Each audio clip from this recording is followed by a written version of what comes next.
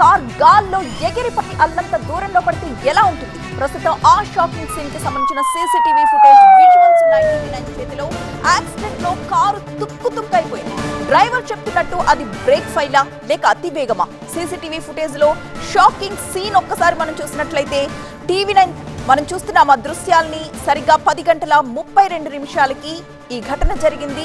Car అల్లంత దూరం నుంచి వచ్చి ఎగిరి డివైడర్ ను ఢీకొట్టిన దృశ్యాన్ని మనం చూడొచ్చు. కారులో ఉన్న వాళ్ళు లక్కీలీ సేఫ్ గా బయటపడ్డారు. 3 రోజుల క్రిందట జరిగింది ప్రమాద ఘటన. జూబ్లీ హిల్స్ రోడ్ నంబర్ 45 దగ్గర జరిగిన ప్రమాద ఘటన ఇది. అవతలి రోడ్ నుంచి ఇవతలి రోడ్డు మీదకి వచ్చేసింది కార్ యజమాని వెంకట రాజారెడ్డిగా గుర్తించారు. బ్రేక్ ఫెయిల్ అయినట్లుగా చెప్తున్నారు వెంకట రాజారెడ్డి. యాక్సిడెంట్ లో కారులో ఉన్న ఇద్దరు కూడా క్షేమంగా బతికి బయటపడ్డారు.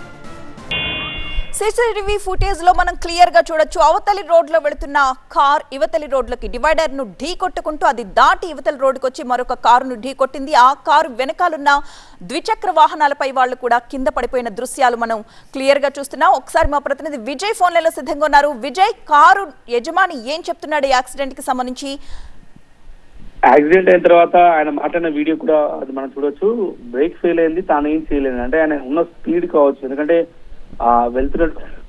వెళ్తున్నటువంటి తీరు చూస్తే ఆపోజిట్ రోడ్ లోకి వచ్చి ఆపోజిట్ నుంచి వస్తున్నటువంటి కార్లను ఢీకొన్నటువంటి దృశ్యాలు చాలా స్పష్టంగా కనిపిస్తున్నాయి. ఆ విజువల్ లో మీరు మరొకటి గమనించవచ్చు. మధ్యలో ఉన్నటువంటి ఎలక్ట్రిక్ పోల్ ఏదైతే ఉందో, మధ్యలో పోల్ పూర్తి స్థాయిలో వంగిపోయింది. అంటే ఎంత స్పీడ్ లో వస్తుంటే ఆ యాక్సిడెంట్ జరిగింది అనేది చాలా స్పష్టంగా అర్థమవుతుంది. అయితే అతను చెప్పినటువంటి విషయాలు, ఎవరైతే ఆ కారు డ్రైవర్ వెంకట రాజారెడ్డి ఎవరైతే ఉండరు, అతను చెప్తున్న ప్రకారం అయితే బ్రేక్ ఫెయిల్ అయింది కాబట్టి నేను చేయలేను, కారు అదుపు తప్పిందనే విషయాన్ని ఆయన అక్కడ మాట్లాడిన సమయంలో కూడా ఆ వీడియో కూడా రికార్డ్ అయింది. ఇది సీసీ కెమెరాలో రికార్డ్ అయిన వీడియో.